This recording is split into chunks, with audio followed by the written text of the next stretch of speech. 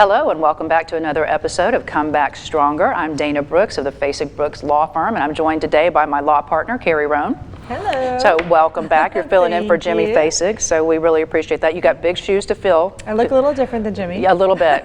Is it the hair? I'm tan right now. It's the tan. It's the tan. That's the difference.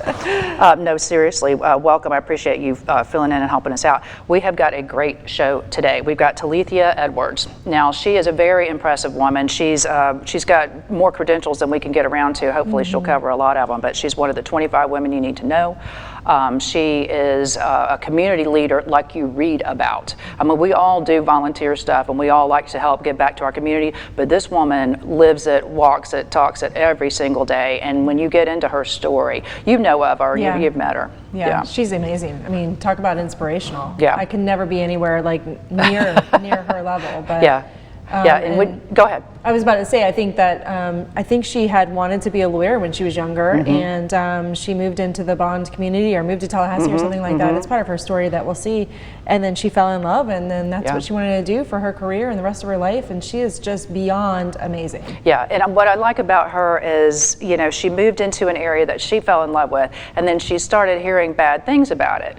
And instead of going, oh, well, I need to move or let me get out of here, she goes, oh no, let me just get in here and fix all this. And she started doing it. I mean, she really has made some major changes down there. She's secured incredible funding for the Greater Bond community, and she's the president and head of the Greater Bond Neighborhood Association, which she helped create. And you'll learn more about it in just a minute. But what she's been able to do, coming from nowhere, not being homegrown, not having a network of contacts, just having a pure heart and a desire to make her community better. So I can't wait to see her interview. We'll have Kimmy Hogan's first segment with Talethia right when we get back. I recently had a new client, and she suffered a mild traumatic brain injury. Okay. And she had no idea what had happened that caused her to be injured. Gotcha. But it turns out she had fallen into a pit at an oil change station. And it was 100% their fault. Oh, wow. But her injury made her not even understand her injury, and how it makes me so frustrated because folks that suffer concussions or mild traumatic brain injuries, it's really difficult for them to know what happened and to understand the difference in what their life was and what it is now because of the nature of their condition. And so the insurance companies need to recognize the full value of that.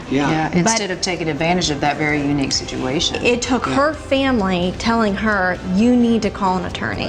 Her family coming with her to the appointment to say, these are the differences to get her in there, and now we're able to help her. I love that. And we are back. We're going to see the first segment of Kimmy Hogan's interview with Talethia Edwards right now. Thanks so much for joining us. Thank you for having me. So Talethia Edwards, you are a community leader here in Tallahassee. Yes. Mother of 8. Yeah, big family. Yes, and your youngest is 1 and your oldest is 15? Yes. Okay. Well, I know you do a lot of great work of bridging people who need resources with resources. And we're going to get into all that in our second segment today. All right. But for this first one, I want to get to know you. I want our viewers to get to know you. So tell us about yourself. Yeah, so I'm Talethia Edwards, originally born in Miami, Florida. So a single mother, 3 children. And how I got to Tallahassee is college. That's how I got here. Yeah. And so I went to Florida A&M and majored in English. And I thought that I would be in Washington, D.C., right? Like clunking my heels on the walls of the grounds of justice. That was my whole plan. Did you want to be a lobbyist or a representative? I wanted to eventually be the first African-American female Supreme Court justice. Nice. Lofty ambitions, right? Yes, I love it.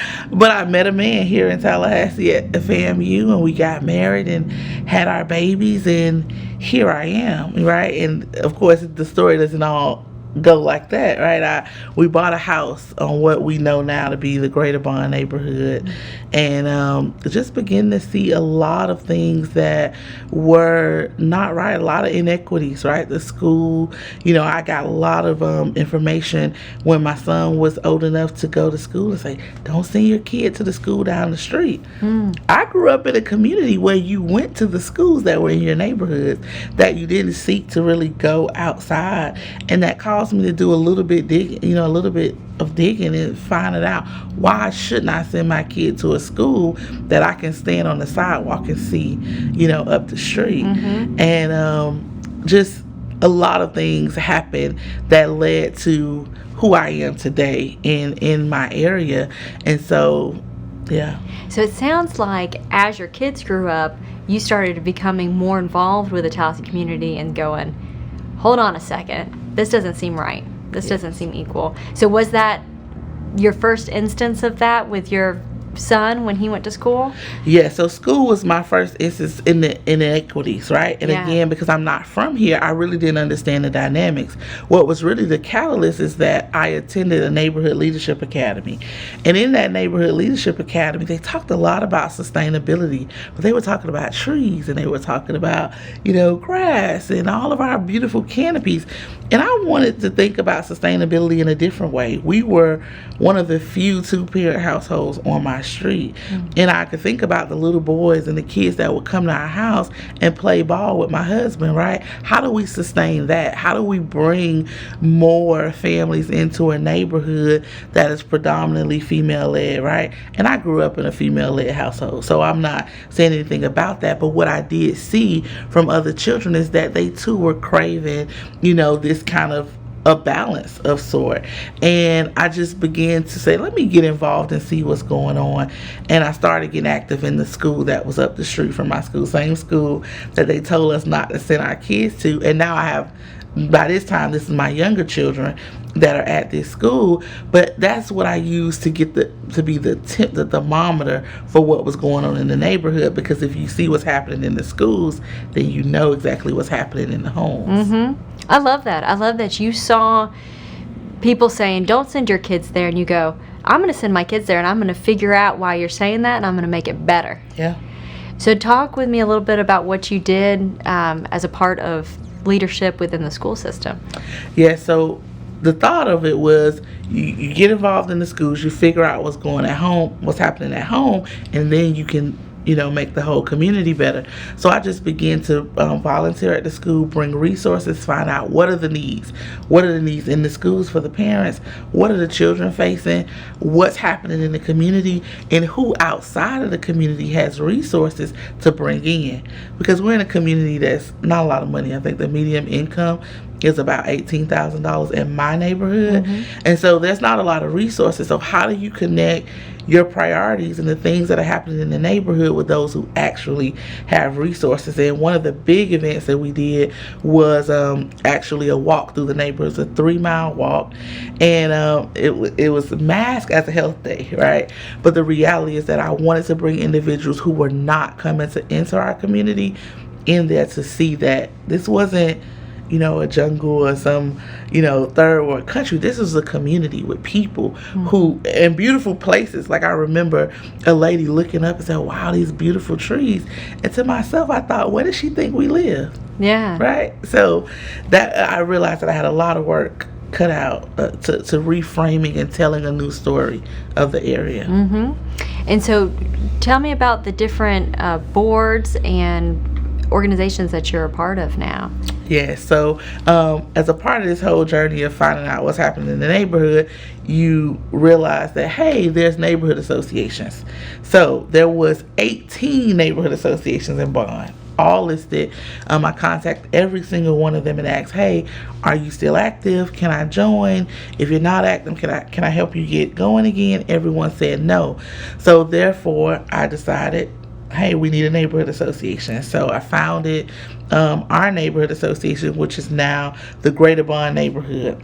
And so luck would have it that our neighborhood had no mapping in the GIS system. Wow. And so I was handed a map and said, draw the boundaries for your community. Wow. Yeah. And so I began to ask, what were the traditional boundaries? And there were a lot of silos in the community, Medical Commons, Cherry Hill, all of these areas. And so when most people hear Greater Bond, they're thinking like big. Greater was in a sense of unity. So I drew those borders and encompassed all of those little areas to include the Greater Bond Neighborhood Association as a sign of unity, that we were now one voice and one community coming together. Very cool. We're going to go on a break, but when we come back, we're going to talk about more of the good work that you're doing. All right. Yeah, I can't believe that she just took the bull by the horns like that. Just said, we've got 18, maybe, dysfunctional, non-functional neighborhood associations, but we're not creating a better environment to raise our children in and for everybody to feel safe. So what can I do about it? A lot of people stop right then and go, I'm going to take care of mine. I'm going to take care of my family. I'm going to take care of what I've already taken on. And hopefully, somebody will get a good elected official and they'll have some leadership or something. But she didn't do that.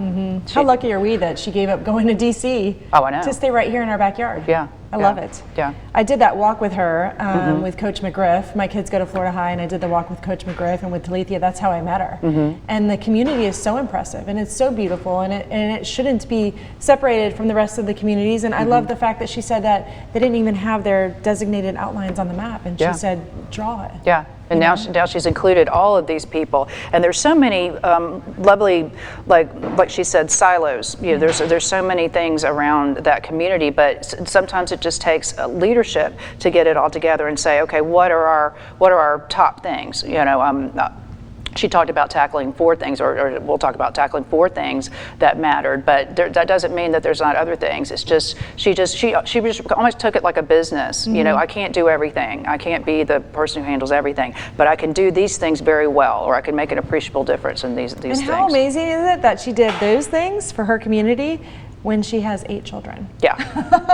When you get back and you hear the story about the kind of parents she and her husband are, that's pretty impressive. So there's just so much more to find out about her, and Kimmy Hogan's second segment is going to come up after the break. But this woman just makes you feel lazy. I was about to say, I feel like a slacker. I was just about to say the same thing. I'm like, I need to do more in my life to make a difference. I really do. No, I'm ashamed of myself. So we will hear the second part of this fantastic interview with this mega fantastic woman right after this break. You know what's funny? When law firms advertise that they'll give a free consultation, every consultation we give is free, unless we can get you a settlement based on your injuries. Right. Every time you give me a call, it's free. Yeah. I want you to give me a call. Yeah. We're not going to charge you unless we actually get you something for your case. That's right. You don't have to pay me anything unless I win the case. Right. And on top of that, I'm going to pay for all of the court costs and the deposition costs and medical records costs and expert opinions costs. All of that's coming out of my pocket, and if we don't win the case, then we eat those costs at no charge to you. Right. So we don't take a case we don't believe in because it's not in our interest. Right. And we don't minimize or devalue your case because that's also not in our interest. Right. So it makes everything fair. If you have a lawyer on a contingency fee, you can hire the very best lawyer. And we are back for the second segment of Kimmy Hogan's interview with Talethia Edwards. So after you founded the Greater Bond Community Association, what'd you do next? Next, we decided what were our priorities in the neighborhood, and so we settled on 4, which was public safety, neighborhood beautification, land use, economic development, and resident empowerment. And from that, we began to develop what is now known as the Neighborhood First Plan. And it took us about 18 months to develop that plan. After we were complete with the plan, we presented it to the commission and the CRA, and we were awarded $6.4 million. $6.4 million. Yes. So you came into this community, you said, there is a need within this community. I'm going to unite everybody, and then let's go get some resources so we can all level up. Yes. That's amazing. Yeah. It wasn't that easy, but it's definitely amazing. It's easy to summarize it on the back exactly end. Right. Wow. Okay. So you got the money. What happened next? We're in year 3 of implementation of the plan. Some great things are in that plan.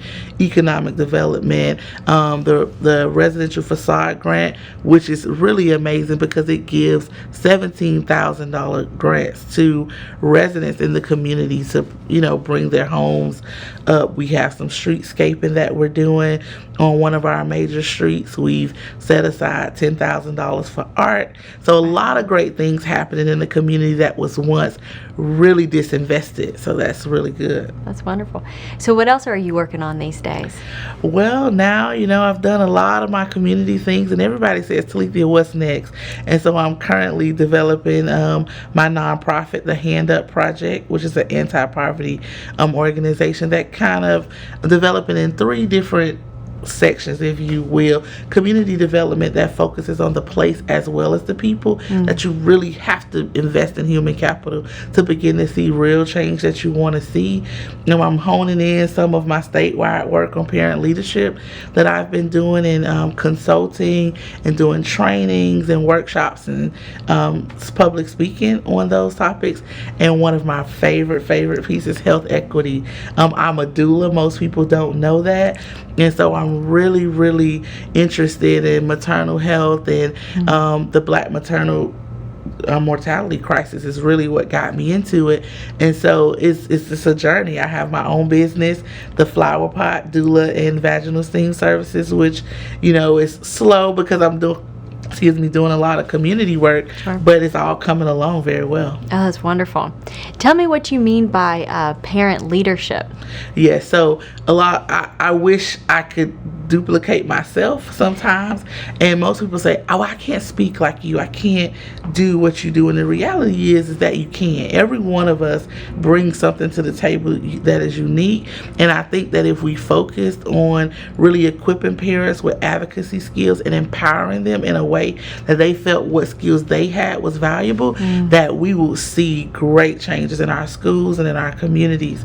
So you're basically giving parents the tools that they need so they can go advocate for their children in healthcare settings, at educational settings, all things like that. Yes, and basically just helping them realize that they already have what they need. Yeah. They just have to feel welcome. They just have to feel that what they have is enough, and that's your voice. You have a voice that's more powerful than anything, and that's really how I started, right? Just using my voice and saying, hey, this isn't right, or hey, we should bring attention to this. And I believe that people need to be given permission sometimes to use their voice, and when they are given permission, we'll see powerful things happen. Absolutely. I love that. So I want to talk about how 2 years ago, one of the moms in your community left a baby on your doorstep. Yeah, we affectionately call him Community Baby. But of all the issues in our community, you heard me identify just 4 of them that we wrote in the plan, but there's so many things ravishing our community, substance abuse being one of them.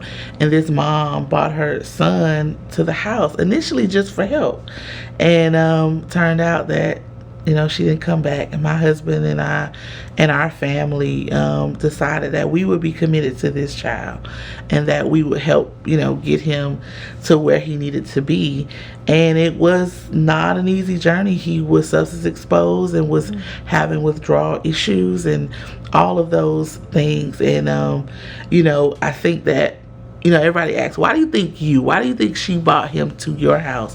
And I can't answer that for her, but I would like to think it's because she witnessed me doing the work. She sees me as a mothering my own children, right on the corner in the community where she's walking the streets. And so I was committed to loving that baby just as much as I love my own. And it's sad. I mean, a lot of people have seen on Facebook that last year the courts made a decision to actually reunite him with his birth father. And so my husband and I, we still have Raymond, which is the brother of our Community Baby, who was born in April 2020 in the height of the pandemic, all while we were going through a really emotional child welfare court case. And the courts called me over and over a child, the caregiver, but he was really our son. It's just amazing what you are doing, not only for those boys, but also for your community. Yeah, so it was difficult, but we're healing. The bright light in all of this is that Senate Bill 80 has actually been passed, and it's going to be signed into law by the governor very soon. And Senate Bill 80 is actually the language that was needed in the child welfare system that did not exist before our case. It recognizes caregivers who've had a child longer than 6 months on equal footing as a blood relative. It addresses the trauma-informed care for the child. It includes the caregiver in the transition plans, in the therapy sessions. It evaluates households because the state has returned children to households that were not equal to the households they were coming from. And so it's 150 pages, and I encourage people to read it, but it is definitely the bright star in a really, really, sad story for me. But hopefully no other family has to experience this again. Well, if that's not a story of coming back stronger, I don't know what is. You're taking your emotional trauma, what you've been through, and you're making changes at the state level. Yeah. That's amazing. Well, thank you so much. Thank you. Now that part was particularly interesting to me as an attorney, because that is if that law is upheld as being constitutional, and I'm not quite sure it is, that would be a game changer, because as everybody knows, I was a social worker before I went to law school, and you see children who will be with caregivers. It's kind of a very nondescript way of explaining what someone does when they take another person's child into their home and they love it as their own. There should be a better word than caregiver for that. But that's the legal definition. And so she has this child who, thank the goodness that the mother realized the challenges she had and was not able to overcome, and how that might adversely impact her child. Definitely would adversely impact her child, because the child had already been exposed to drugs in utero. But that mother had the heart to say, I think you could probably do a better job, and this child deserves that.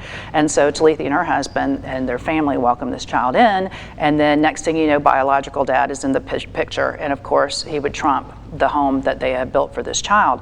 And as a social worker, I saw children go back and forth in that environment for so many years, and they just, when they think they're stabilized and they've got a good home and they're going here, next thing you know, somebody shows up and says, I'm a blood relative, I need to have this child in my home. And so this law that passed would put people on par with a blood relative if they've had the child in their home. I think she said six months or something like that. I don't know. What do you think about that? Constitutionality and just everything as a lawyer? I just think we have to do what's best for the child no matter what. I mean, it's heart-wrenching. It's absolutely heart-wrenching. I can't even imagine having a child in my home for 6 months and then having a dad that was never in his or her life come and take the child away. And I know I've got several friends who have adopted children at a very young age, and then a grandmother or an aunt pops out of the woodwork, and then the child is gone. And they've assimilated with their siblings and with the other relatives in the family, and it's just, it's a very destabilizing effect. Yeah, I don't know that blood is necessarily what's best for a child. Yeah, and it's interesting. We can talk a little bit more about it after our break, but just again, someone who's willing to love somebody else's child, just is a superhuman thing to do. So we'll talk more about it after this break. I went to lunch with one of my former clients the other day, and she's doing great. She took the money from her settlement and she started her own company buying and selling vehicles, which is really cool because she was in a car crash and then needed a new vehicle. And so now she's able to help other folks out. Most of our clients, they find that one of the most frustrating things is the dealing with the vehicle. Oh, well, losing your car can totally disrupt your life. You can lose your livelihood over it. If you can't get to work, or what's the worst thing with our clients is we're just trying to help them get well, but if they can't get to the health care that they need, that's just another setback. One of the typical things about a comeback story is you take the pain and the struggles and the challenges that you've been through, and you use that as the fire that kind of motivates you to do something good for other people. And so I love that, because now our client did exactly that, like literally to the T.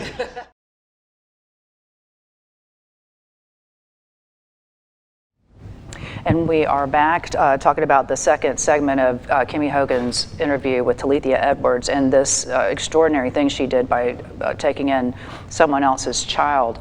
But you know, we were talking on the break that you also worry about, well, what if somebody does make a mistake and they're not the best parent? Are we going to just wall off any opportunity to them to get better, to rehab, or maybe they are incarcerated for a period of time and come back and re-enter society and are contributing members? Those people shouldn't have to lose their children because there's a better family or a more stable environment, because then we're kind of in a competition. If I can provide a better home for your child, do I get it when you make a mistake? There's a lot.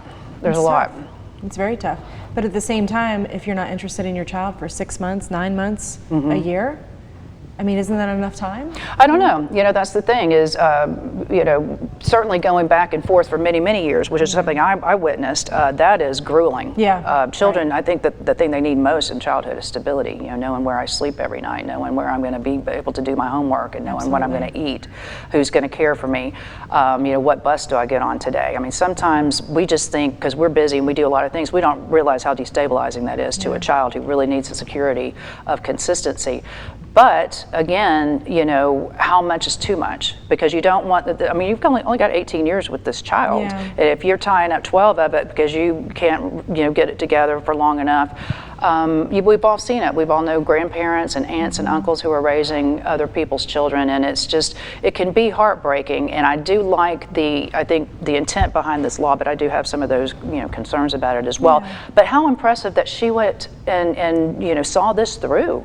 You know, a lot of people would be very intimidated by the process of trying to create legislation, get legislators to listen to you, to care about what you're saying, because a lot of times, you know, these social issues, social problems, things like that, you know, there's a lot of funding behind that. Well, and a lot of people paying high-powered lobbyists to do that. Yeah, and a lot of people talk, but they don't take any action. Yeah. And she takes action. Every time she sees something where there's a need, she takes action. Yeah, and there's just not a lot of people that do that.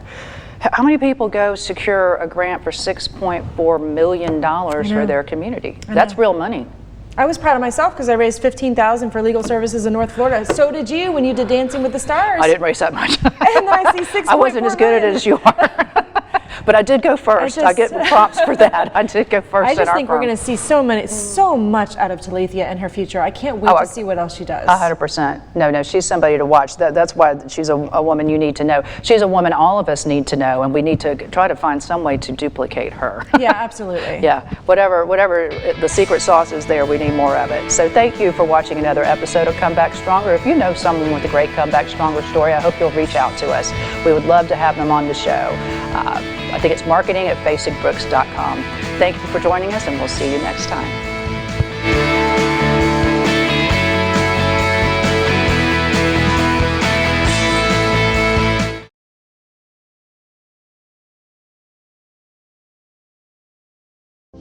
And you know what the insurance company offered him? $5,000. Really?